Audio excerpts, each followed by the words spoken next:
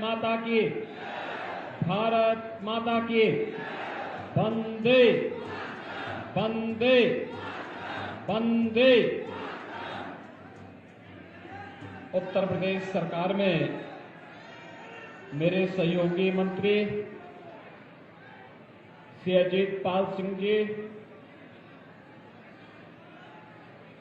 Bharatiya Janata party के क्षेत्रीय अध्यक्ष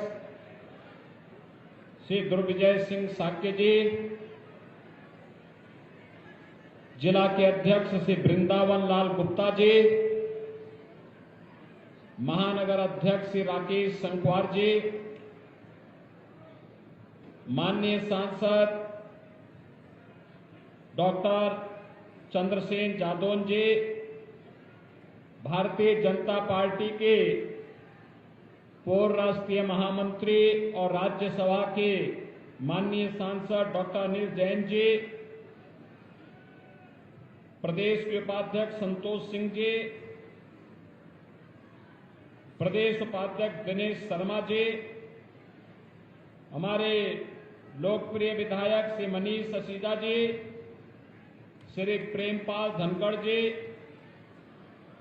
पूर्व विधायकगण श्री हरिओम यादव जी, ओम प्रकाश वर्मा जी, मानवेंद्र प्रताप लोधी जी, विधान परिषद सदस्य गोपाल अंजान जी, निवर्तमान महापौर श्रीमती नूतन राठौर जी, भारतीय जनता पार्टी की महापौर पद की प्रत्याशी श्रीमती कामनी राठौर जी, विभिन्न नगर पालिका और नगर पंचायतों के भारतीय जनता पार्टी के सभी प्रत्याशीगण और सुहाग नगरी के रूप में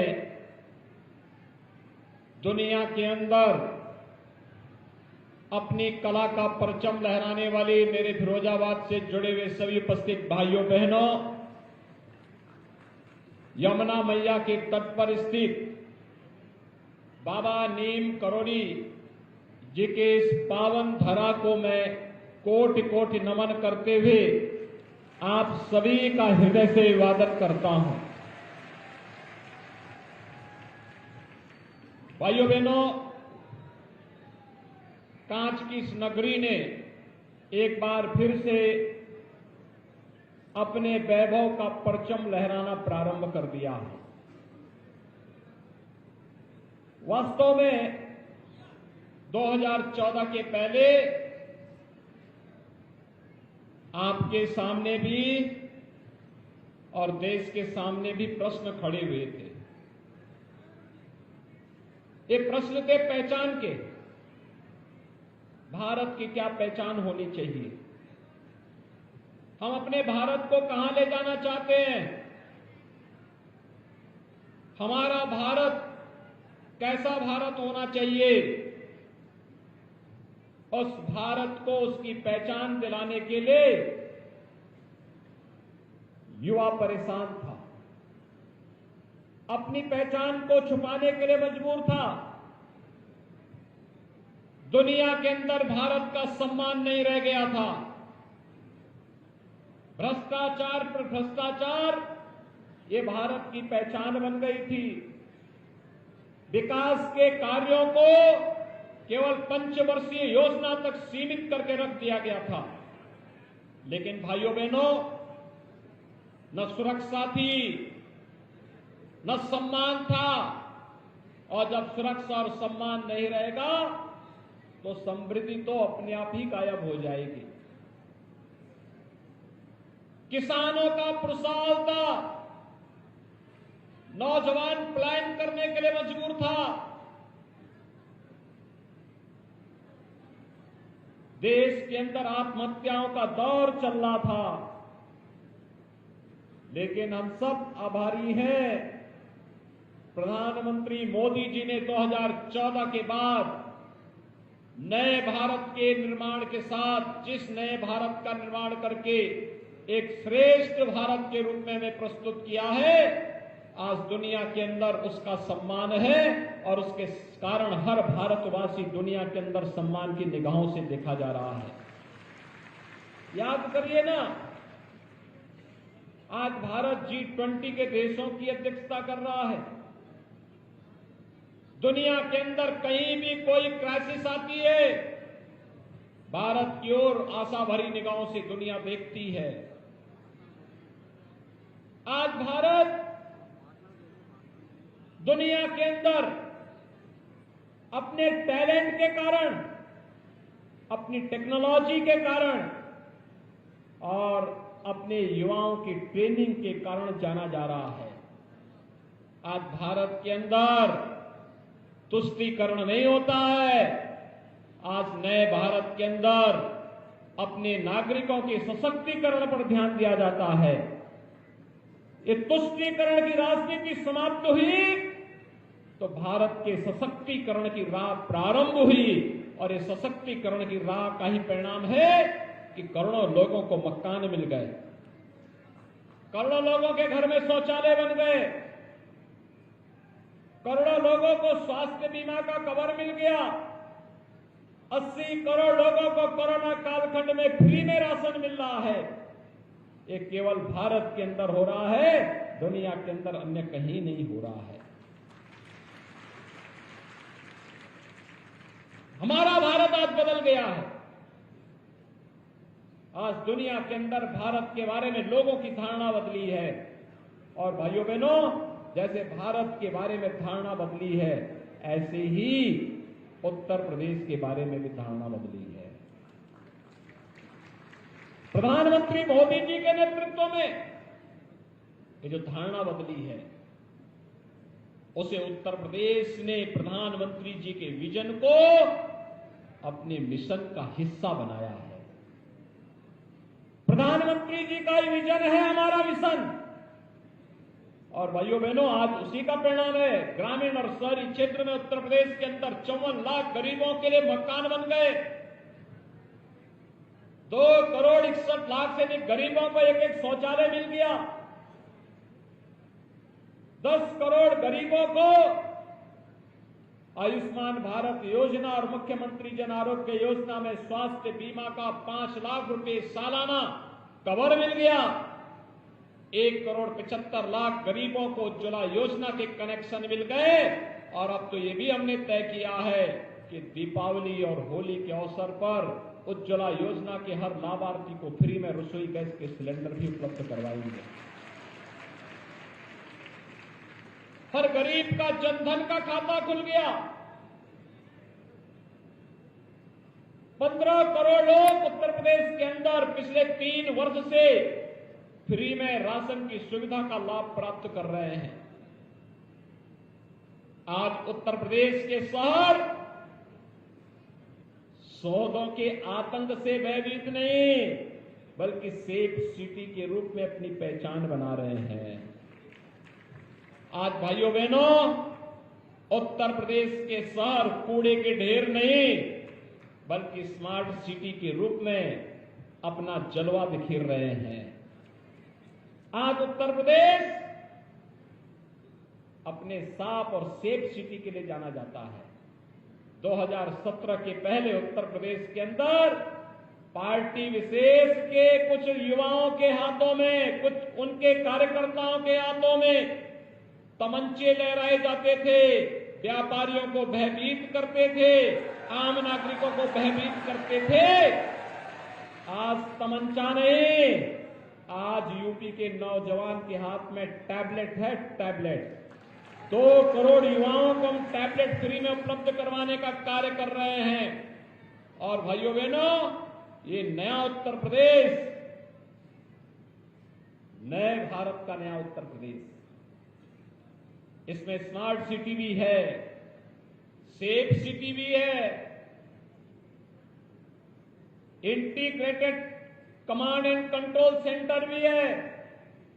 सिटी सर्विलांस सेंटर के माध्यम से न केवल स्वच्छता के कार्यक्रम को, ट्रैफिक मैनेजमेंट के साथ साथ वहां की स्वास्थ्य की व्यवस्था को भी नियंत्रित किया जाता है। याद करिए, कोरोना कालखंड में कमांड एंड कंट्रोल सेंटर ने ही काम किया था। 2 वर्ष पहले जन्माष्टमी के दिन में आया था फिरोजाबाद में, तब डेंगू का कहर था। लोग जन्माष्टमी का उल्लास मना रहे थे, तब मैं फिरोजाबाद में घूम रहा था यहां की गलियों में, और यहां के सांसद, विधायक, महापौर के साथ यहां की गलियों में देख रहा था कि इस डेंगू को रोकना है, कंट्रोल करना है, और इसको यहां की टीम ने कंट्रोल भी कर दिया था। भाइयों बहनों, आज हमारी पहचान एक नए सिरे से देश और दुनिया सम्मान कर रही है। अभी हाल ही में ग्लोबल इन्वेस्टर समिट हुआ। इस ग्लोबल इन्वेस्टर समिट में उत्तर प्रदेश में 35 लाख करोड़ रुपए के निवेश के प्रस्ताव आए हैं। ये 35 लाख करोड़ का मतलब 1 करोड़ से अधिक नौजवानों को सीधे सीधे नौकरी मिलेगी, करोड़ों नौजवानों को रोजगार की सुविधा प्राप्त होगी, और उसी के लिए प्रधानमंत्री मोदी जी ने राष्ट्रीय शिक्षा नीति दी। ये राष्ट्रीय शिक्षा नीति भारत के टैलेंट को, यूपी के टैलेंट को टेक्नोलॉजी और ट्रेनिंग के साथ जोड़ने और फिर उसको स्थानीय स्तर पर ही नौकरी उपलब्ध कराने का एक बहुत अच्छा माध्यम बनने जा रहा है। एक ग्लोबल इन्वेस्टर समिट में आपके फिरोजाबाद जिले में भी बहुत सारे प्रस्ताव आए हैं, हजारों करोड़ के प्रस्ताव आए हैं। ये हजारों करोड़ के प्रस्ताव हजारों नौकरियों को लेकर के आने वाला है, लेकिन उसके लिए हमें तैयार होना होगा। पिछले 5 वर्ष के अंदर आपके फिरोजाबाद के अंदर ही अगर मैं आपको बताऊं, इतनी योजनाओं का पैसा आया है। अकेले प्रधानमंत्री आवास शहरी में 44,700 से अधिक लोगों को एक एक आवास मिला है। याद करिए, एक समय था 2017 के पहले जब गरीबों की जमीनों पर और उनके मकानों पर जबरन कब्जा कर लिया जाता था, और आज गरीब को मकान दिया जा रहा है। 2.5 लाख रुपए हर गरीब को उपलब्ध कराए जा रहे हैं। 44,717 गरीबों को एक एक आवास दिया गया है। यहां पर नगर निगम में 35,279 को 89 को, और शेष आवास अन्य नगर निकाय जो हैं यहां पर, उनमें 9,428 को दिया गया है। पहले व्यापारियों से और फुटपाथ पर सामान बेचने वाले जो व्यापारी हैं, स्ट्रीट वेंडर हैं, इन लोगों से रंगदारी वसूली होती थी, और अब 22,535 वेंडर्स को पीएम स्वनिधि योजना के माध्यम से बैंक में यानी ब्याज मुक्त ऋण उपलब्ध करवाया गया है। भाइयों बहनों, उत्तर प्रदेश में 1 करोड़ निराश्रित महिलाओं को, वृद्धजनों को और दिव्यांगजनों को 12,000 रुपए सालाना पेंशन की सुविधा दी जा रही है। और आपके फिरोजाबाद में 14,150 निराश्रित महिलाओं को, 4,931 दिव्यांगजनों को, 18,358 वृद्धजनों को 12,000 रुपए सालाना पेंशन की सुविधा का लाभ भी दिया जा रहा है। दीनदयाल उपाध्याय राष्ट्रीय आजीविका मिशन में 792 महिला स्वयंसेवी समूह को 79 लाख का रिवॉल्विंग फंड भी उपलब्ध किया गया है। और मुख्यमंत्री नगर सृजन योजना में नगर निगम फिरोजाबाद का विस्तार हुआ है और नगर पंचायत मक्खनपुर का सृजन भी हुआ है। अमृत मिशन में 323 करोड़ रुपए की 5 परियोजनाएं स्टेट सेक्टर से हम लोगों ने आपके फिरोजाबाद के लिए स्वीकृत की हैं। और इसके साथ ही फिरोजाबाद जनपद में अमृत स्टेट सेक्टर योजना के अंतर्गत 86 करोड़ की 6 अन्य परियोजनाएं भी स्वीकृत हुई हैं। 27 करोड़ की परियोजना पूरे होने से यहां पे 14,000 घरों को हर घर नल की योजना का लाभ मिल पाएगा। स्वच्छ भारत मिशन में 17,325 व्यक्तिगत शौचालयों का निर्माण हुआ है और 511 लाख रुपए की लागत से सार्वजनिक और सामुदायिक शौचालय भी बनाए गए हैं। कान्हा उपवन का भी निर्माण हुआ है। और साथ साथ नगर निगम के साथ साथ अन्य नगर निकायों में भी जो अंत्येष्टि स्थल हैं, इनके निर्माण का कार्यक्रम हुआ है। 5 नगर निकायों में पंडित दीनदयाल उपाध्याय आदर्श नगर पंचायत योजना में भी धनराशि स्वीकृत की गई है। भाइयों बहनों, विकास के लिए आज पैसे की कमी नहीं है, लेकिन विकास के लिए विजन भी चाहिए और विकास के लिए नेतृत्व भी चाहिए। और उसी विजन के साथ आज प्रधानमंत्री मोदी जी के विजन को यूपी का मिशन मान करके हम लोग आज इस नगर निकाय चुनाव में आए हैं। पहले 2014 के पहले कांग्रेस का फेल्ड इंजन और यूपी में समाजवादी पार्टी का फेल्ड इंजन उत्तर प्रदेश के विकास को पिछाड़ता था, और अब डबल इंजन डबल स्पीड के साथ विकास के कार्यक्रमों को जमीनी धरातल पर उतारने का कार्य कर रहा है। इस डबल इंजन के साथ एक ट्रिपल इंजन भी चाहिए। ट्रिपल इंजन की ताकत का एहसास आपने देखा होगा, गरीबों को मकान मिल रहे हैं। ट्रिपल इंजन का एहसास है कि पेयजल की योजना लागू हो रही है, शिविर की योजना लागू हो रही है। 2017 के पहले जो कांच का उद्योग बंद था, आज 1 डिस्ट्रिक्ट 1 प्रोडक्ट के माध्यम से एक्सपोर्ट के एक हब के रूप में हमारा फिरोजाबाद आगे बढ़ रहा है। और इसलिए भाइयों बहनों, आज मैं आप सबसे अपील करने के लिए आया हूं, ये नगर निकाय का चुनाव सामान्य चुनाव नहीं है, ये जाति मत और मजहब के आधार पर बंटने वाला चुनाव नहीं है। डबल इंजन सरकार की योजनाओं का लाभ जमीनी धरातल पर उतारने के लिए एक सक्षम और योग्य बोर्ड बनाने का चुनाव है, और उस बोर्ड के माध्यम से जनता की बुनियादी सुविधाओं का समाधान करने का चुनाव है। और फिरोजाबाद ने इस दिशा में बेहतरीन कार्य किया है, बहुत अच्छा काम किया है। अगर आपको दिखाऊं मैं, स्वच्छ भारत सर्वेक्षण 2020 में 3,10,000 तक की जनसंख्या वाले शहरों की कैटेगरी में नगर निगम फिरोजाबाद को फास्टेस्ट मूवर सिटी के रूप में, सबसे तेज मूवर सिटी के रूप में अवार्ड प्राप्त हुआ है। नगर निगम फिरोजाबाद को स्वच्छ वायु सर्वेक्षण 22 में नेशनल क्लीन एयर प्रोग्राम पूरे भारत में दूसरा रैंक प्राप्त हुआ है, और national clean air city award के साथ साथ 50 लाख रुपए की प्रोत्साहन राशि भी प्राप्त हुई है। अब आप देख सकते हैं, जब प्रयास होते हैं तो सब आ जाता है, और इसीलिए आज मैं आपके पास आया हूं आपसे अपील करने के लिए। आपने पिछली बार भारतीय जनता पार्टी के महापौर को जिताया था। भाइयों बहनों, फुल मेजोरिटी का बोर्ड बनना चाहिए, फुल मेजोरिटी का बोर्ड, और साथ साथ अन्य नगर निकाय भी हैं। यहां पर हमारे जो महापौर की प्रत्याशी, मैं उनको बुला रहा हूं, एक बार इन सबका जोरदार ताली बजा करके इनका अभिवादन करेंगे। श्रीमती कामनी राठौर महापौर पद की प्रत्याशी हैं, श्रीमती रानी देवी गुप्ता प्रत्याशी सिकोहाबाद, श्री दीपक राजौरिया प्रत्याशी टुंडला, श्रीमती रंजना सिंह प्रत्याशी सिरसागंज, श्री राजीव गुप्ता प्रत्याशी जसराना, श्रीमती गीता दिवाकर प्रत्याशी मक्खनपुर, श्रीमती माया देवी सागर प्रत्याशी एका, और श्रीमती रेखा देवी प्रत्याशी फरिया। ये भारतीय जनता पार्टी के सभी प्रत्याशीगण हैं, और इसमें से तो मैं देख रहा हूं कि 1, 2, 3, 4, 5, 6 तो केवल महिलाएं हैं, यानी 8 में से 6। इसका मतलब यहां का बोर्ड बहुत बेहतरीन बनने जा रहा है।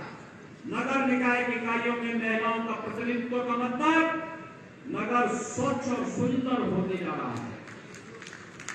आप इन सबको जिताएंगे, दोनों हाथ लगा के बोलो, थोड़ा दोनों हाथ लगा के समर्थन दीजिए, सभी जिताएंगे ना। इसके साथ इनका बोर्ड में जितने पार्षद भी हैं, भारतीय जनता पार्टी ने जिन्हें पार्षद पद के लिए उतारा है, इन सभी को चुनाव जिताना है कमल चुनाव चिन्ह पर। सभी सहमत हैं? सभी लोग सहमत हैं? सभी लोग सहमत हैं? बोले भाग्य बिहारी लाल की, कृष्ण कन्हैया की।